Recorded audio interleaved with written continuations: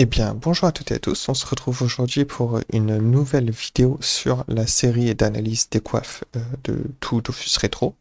Et la dernière fois, on s'était arrêté sur la couronne du Tofu Royal, coiffe la plus oubliable du jeu. Donc on va sans transition enchaîner sur la Doro le Black.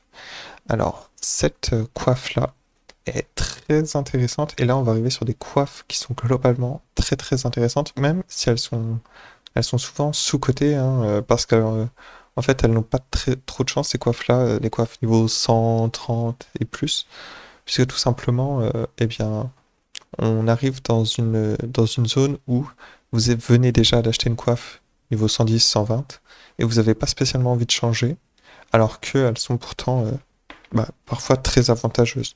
Alors, la Dural Black est quand même très jouée, hein, c'est l'une des meilleures coiffes en termes bah, de drop, d'XP, etc. Donc c'est pour ça que c'est pas une mauvaise coiffe.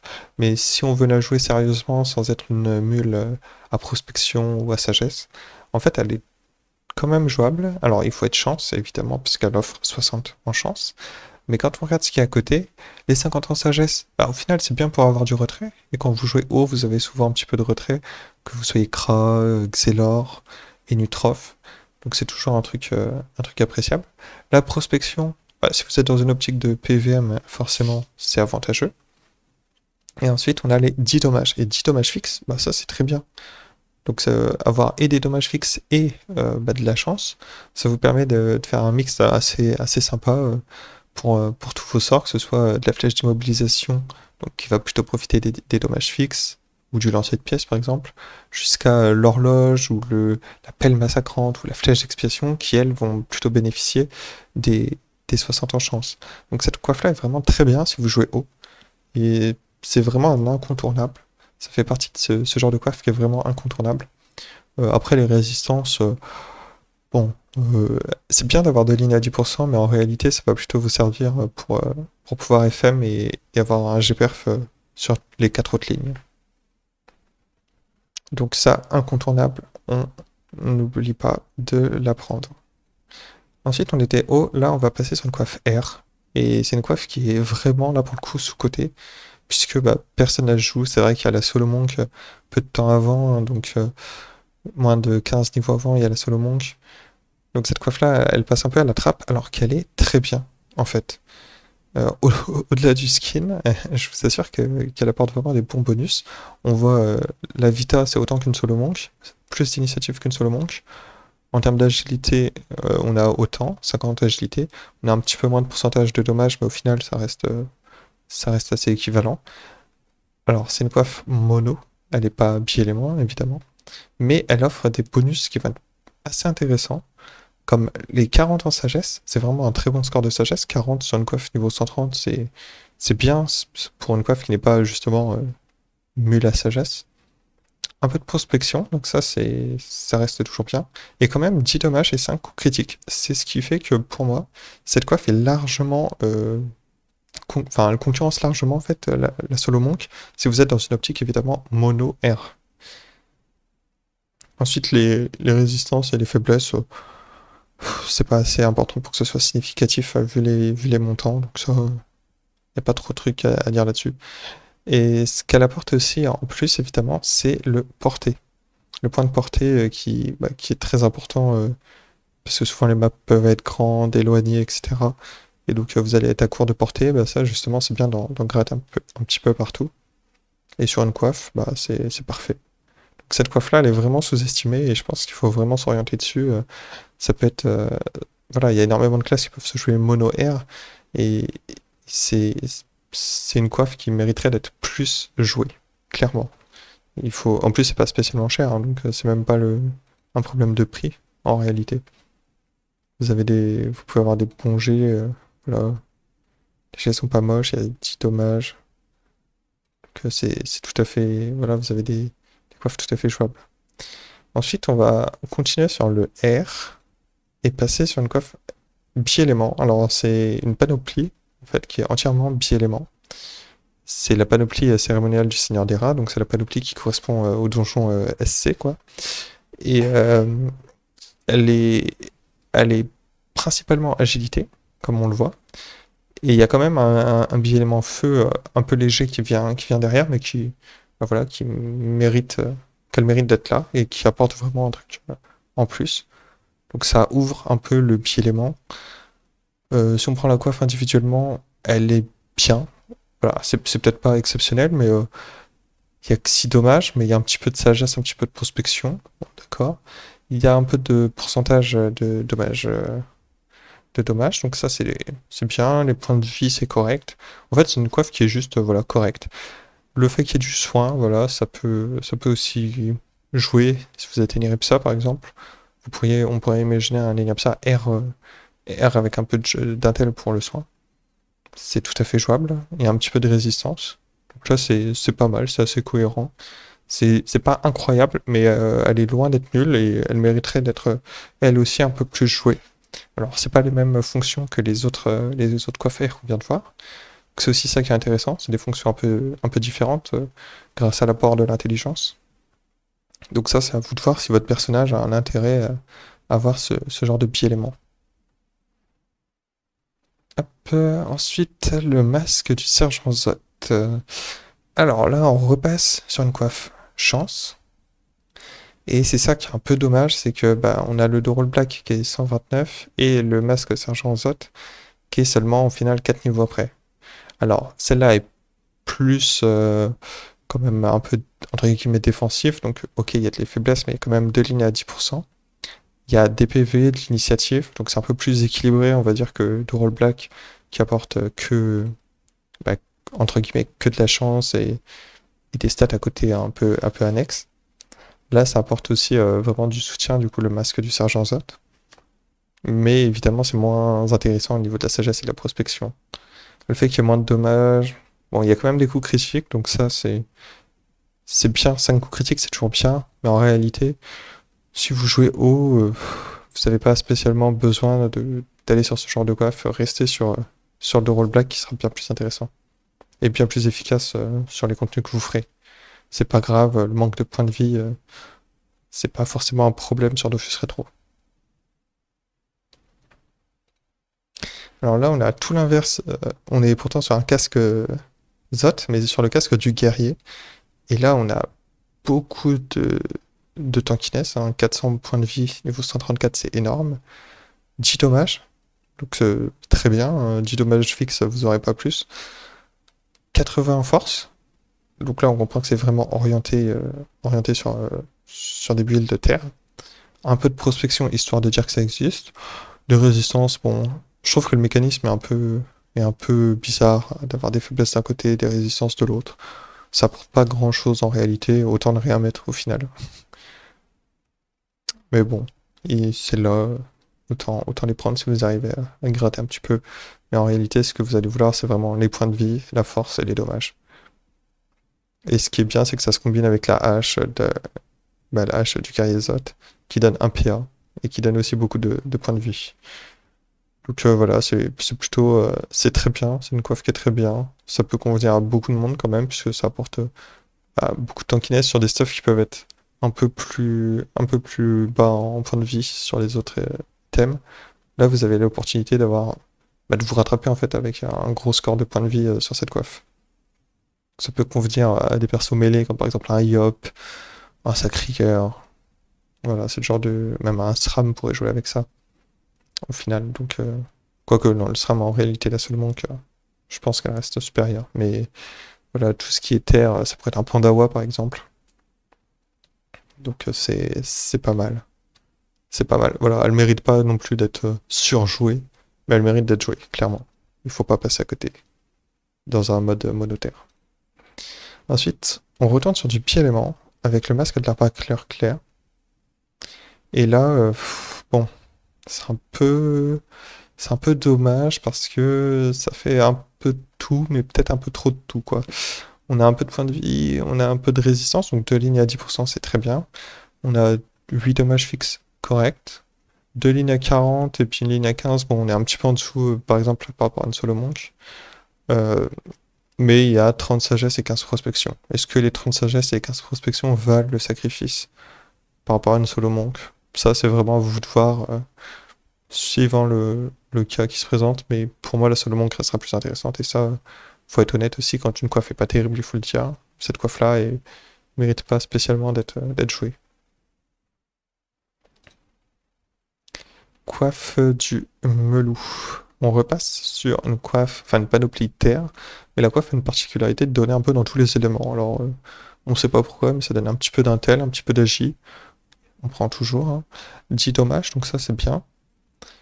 20 puissance, ok. 20 prospection, ok. 40 sans sagesse, ça c'est intéressant. 4 au coup critique, et un petit peu de résistance neutre. Bon, la résistance, c'est pas ça. On passe, hein, ça ne vaut pas le coup. La coiffe en elle-même est bien. Après, ce qui va être bien, c'est quand vous allez commencer à mettre plusieurs items de la panoplie Melou. Mais la coiffe en elle-même reste une très bonne coiffe, en fait. Elle est assez complète. Ça donne un petit peu de tout, mais tout en restant cohérent sur une optique d'être force et de taper. Donc c'est bien, par exemple, l'agilité peut toujours aider pour détacler, par exemple. Et la sagesse, faut aussi, parce que je parle souvent de la sagesse comme moyen de retrait, mais il faut aussi prendre en compte que la sagesse est un moyen d'esquive. Donc plus vous avez de sagesse, plus vous allez esquiver. Ce qui peut être intéressant, même par exemple sur un sacrieur, d'avoir de la sagesse, puisque bah, vous allez être amené à aller au cac des mobs en face. S'ils peuvent vous retirer tous vos points d'action, c'est un peu compliqué, quoi. Donc c'est pas une mauvaise coiffe en elle-même, c'est une bonne panoplie au global. Donc ça évidemment la coiffe Melou, elle est elle est jouée et elle mérite d'être jouée. Il n'y a pas de souci là-dessus. Le casque du porc de bronze. Là on retourne sur un bi-élément qu'on avait déjà dans le niveau 110 à peu près il me semble. Donc le bi-élément qui est chance et intelligence. Alors en soi c'est pas terrible. Ce qui est à côté, bon il n'y a pas de dommages, il n'y a pas de soins. Bon, il y a un peu d'initiative, ok, un petit peu de points de vie, d'accord. 40 en sagesse et 25 prospection, je pense que c'est ça qui peut faire basculer la balance, puisque bah, ça reste des bons scores de stats annexes, et pour un bi-élément, au final, la coiffe s'en sort pas trop mal. Pour moi, elle mérite pas d'être trop jouée non plus, mais c'est une bonne option. Voilà, alors chance intel, ça peut être un sacrieur, ça pourrait être aussi, pourquoi pas, un Kra, un Eniripsa. Pourquoi pas un Osamoda aussi, hein, on pourrait imaginer un Osamoda qui voudrait mettre des griffes cinglantes. Ça pourrait être bah, un Ekaflip, enfin voilà, il y a plein de classes qui ont ce bi-élément et qui est jouable en fait. Après, les niveaux résistance, les résistances fixes. Alors, autant les résistances fixes, d'habitude, je suis pas fan, mais là, deux lignes à 20 résistances fixes, bon, pourquoi pas en fait. Ça peut être pas mal puisque bah, 20 résistances, comme c'est fixe, ça veut dire que au lieu de prendre au lieu de prendre 200 dégâts, vous prendrez 180. Au lieu de prendre 50, bah, vous prendrez 30. Donc c'est vrai que c'est plus concret, par exemple, des fois que des pourcentages de résistance, je trouve. C'est une stat qui est un peu sous-cotée, même si évidemment elle n'est pas extraordinaire. Donc coiffe qui mérite d'être jouée, parce que bah voilà, la sagesse et la prospection que ça apporte en PVM, c'est pas négligeable. Après, ça mérite pas non plus d'être surjoué, hein, faut pas abuser. En revanche, une coiffe qui mérite d'être surjouée, c'est la coiffe du Shenmue. On est encore sur du bi-élément, avec 250 PV et 50 en force et un intel, 20% de dégâts, et 8 dommages, 5 coups critiques. C'est pas, en termes de dommages, on n'est pas à 10, c'est un peu dommage, mais voilà, ça rend un très bon score, le fait d'avoir des coups critiques. À côté, on a un peu de résistance, bon, c'est toujours ça de prix, mais c'est pas, on court pas après. Les 5 en soins, très bien, voilà, ça va s'orienter sur Eniren Psarosa, mais en réalité, ça rend. C'est pas une perte pour les autres classes, quoi. C'est juste 5. C'est pas comme si il y avait de gros sacrifices à côté pour avoir ce score de soins, donc ça va. Et à côté, on a 50, on a 30, pardon, sagesse et 10 prospection. C'est pas incroyable. Mais en réalité, voilà, la panoplie Shenmue est très solide. Si on commence à accumuler plusieurs items, on commence pour le coup à avoir des résistances qui peuvent être un petit peu plus intéressantes. Donc là, ça commence à être cohérent quand on commence à avoir plusieurs items qui donne des résistances. Et la coiffe en elle-même est bien, hein, voilà, y a rien à redire. Ça permet un bi-élément en plus, donc voilà, c'est destiné à beaucoup de personnes. Donc c'est une coiffe qui est très jouée et qui mérite d'être très jouée, donc rien à dire de plus. Ensuite, on va continuer avec le perruque. Donc ça, c'est full intel, 50 intel, 40 sagesse, donc ça c'est bien, prospection ok, 2 lignes à 10% de résistance et 10 résistances fixes dans 2 éléments. Ok. Avec 600 initiatives, ça c'est le point fort de la coiffe. Ça permet de jouer en premier. Après, il n'y a pas de dommage, donc ça va pas être une coiffe qui va forcément permettre de roxer beaucoup dès le début, mais plutôt sur peut-être un support ou ou une classe qui a moins besoin de dégâts. Donc concrètement, ça pourrait être un Eniapsa pour donner les PA, un Xelor pour et donner les PA et retirer les PA. Donc voilà, c'est quand même une bonne coiffe, mais c'est pas abusé comme item. Mais ça reste très jouable et faut pas négliger ce genre d'item. Contrairement au Crépite, qui n'apporte rien. Ok, vous avez de la sagesse et de la prospection, avec de la vitalité et un peu de résistance, mais c'est vide en fait. Il y a même pas une ligne à 50% de stats. C'est dommage en fait, c'est juste du gâchis, faut la passer. Faut fuir ce genre de coiffe. La Ruskov. Alors ça c'est très particulier. Bon, on passe le cap des niveaux 150, ça monte vite. On va s'arrêter sur cette coiffe puisqu'elle est très particulière. Euh, Coiffe 300 points de vie. Donc plutôt bon score en points de vie. 1 à 100 initiative. C'est un peu la stat qui est là pour dire qu'elle est là, mais ça apporte pas grand chose. C'est un peu dommage. L'initiative, on voit les autres coiffes. Notre coiffe là, c'était 600. Bon, là, il y avait quand même un entre-deux à trouver, peut-être voir 300 ou 400. Ça aurait été un peu plus cohérent. Là, c'est tout, c'est dommage, on prend, mais ça apporte pas grand-chose. C'est pas ça qui va être le petit déclic décisionnel sur cette coiffe. Non, cette coiffe, elle est très très particulière. Vous avez de la sagesse. Vous allez vous dire, ok, pour le retrait, pourquoi pas. Des dommages. 7, c'est pas non plus incroyable, mais ils ont le mérite d'être là. 4 coups critiques. Donc ça, bon, c'est pareil, hein, c'est comme les dommages, c'est pas incroyable, mais au moins, si vous avez à grappiller quelques petits coups critiques un peu partout, pourquoi pas. Donc ça dépend avec quoi ça peut synergiser en fait. Et vous avez 2 lignes à 10% de résistance. Donc c'est plutôt cohérent puisque enfin, il n'y a pas de stats offensives dessus, à part les dommages fixes, mais il y a pas de force, etc., ni de puissance. Donc, avoir de la résistance sur une coiffe qui est plutôt orientée visiblement en soutien, c'est cohérent. Les 7 en soins, ça vient renforcer un peu le côté support de la coiffe. Et là, quand on voit ça, on se dit qu'au final, la coiffe, elle sert à rien. Elle est pas terrible et on peut la passer. Sauf que, voilà, il y a une dernière ligne, 4 à 5 invocations. Du coup, concrètement, ce que ça veut dire, c'est que cette coiffe-là, vous allez la jouer que si vous avez un intérêt à invoquer, et à invoquer beaucoup. Alors, ça concerne qui, concrètement? Bah, pas grand monde, si ce n'est Ossa et Sadida. Les deux classes vont pouvoir bénéficier de tout ce qui est dessus, en fait. Les soins, bah, le Savodal a un sort de soin, le Sadida aussi.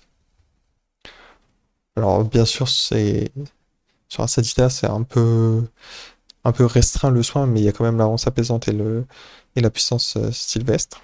Donc, ça reste quand même intéressant d'avoir un peu de soin et d'intel sur leur Sadida.